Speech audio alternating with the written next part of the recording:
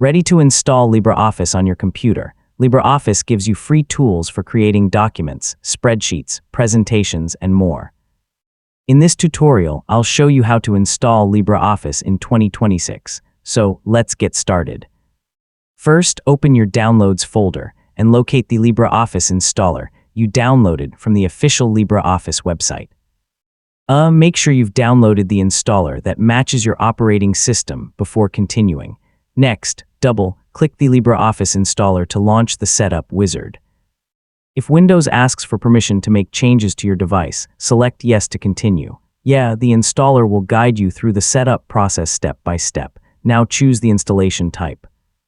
For most users, the typical installation is the easiest option because it automatically installs the main LibreOffice components.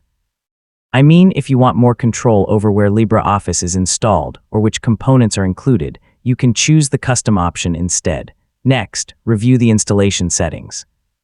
You can choose whether LibreOffice should create desktop shortcuts and adjust other available options. Take a moment to review the settings before starting the installation. Now click Install and wait while Windows installs LibreOffice on your computer. The process may take a few moments. Don't close the installer while the installation is running. Finally, click Finish and open LibreOffice from the Start menu or desktop shortcut.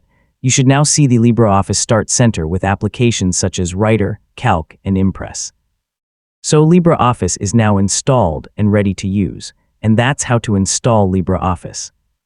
Open the installer, choose your setup options, click Install, and launch LibreOffice when the process is complete.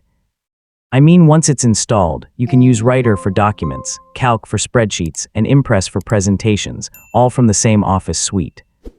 Thanks for watching, and I'll see you in the next tutorial.